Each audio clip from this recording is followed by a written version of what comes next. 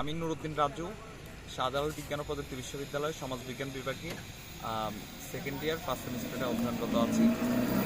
যেহেতু আমাদের দেশে একটা বড় ধরনের একটা অভ্যুত্থান গিয়েছে, আমরা একটা বিশাল একটা নতুন করে স্বাধীনতা পেয়েছি এবং এর পিছনে আমাদের অনেক সংগ্রাম এবং আমাদের আন্দোলন করতে হয়েছে। তো আমাদের একটা বিশাল একটা গ্যাপ তৈরি হয়েছে শিক্ষা কার্যক্রমে।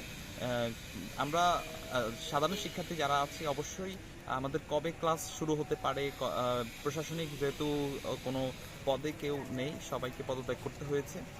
তো নতুন করে আবার কবে চালু হবে এবং ভিসি প্রক্টর সহ প্রশাসনিক কর্মকর্তারা আসবে, আমাদের ক্লাস কার্যক্রম কবে থেকে শুরু হবে এটি নিয়ে শিক্ষার্থীরা অনেকটা চিন্তিত। তবে আমরা আশা করতেছি খুব দ্রুত এটা সংস্কার করা হবে, যেহেতু রাষ্ট্র সংস্কারের কাজ চলছে, একটা বিশাল একটা অভ্যুত্থান হয়েছে।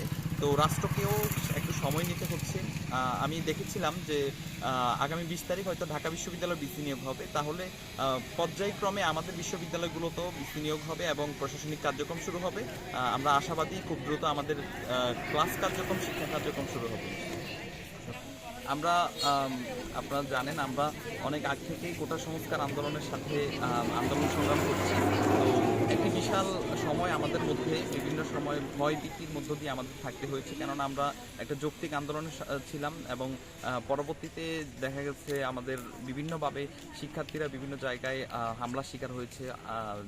যমুনা টেলিভিশনের নিউজ অনুসারে প্রায় 650 উপরে নিহত হয়েছে। তো একটি বিশাল সমস্যার মধ্য দিয়ে আমরা গিয়েছি। এখন আমরা একটা স্বাধীন ক্যাম্পাসে সুন্দরভাবে চলাফেরা করতেছি, এ নিয়ে আমরা খুবই আনন্দিত। আমরা এমনটাই চেয়েছিলাম, একটি শিক্ষার্থী বান্ধব, পরিবেশ বান্ধব, শিক্ষা বান্ধব একটা ক্যাম্পাস আমরা চেয়েছিলাম, সেটি হচ্ছে এবং সংস্কার হবে। আমরা ক্যাম্পাসে আসতে পেরে খুবই আনন্দিত।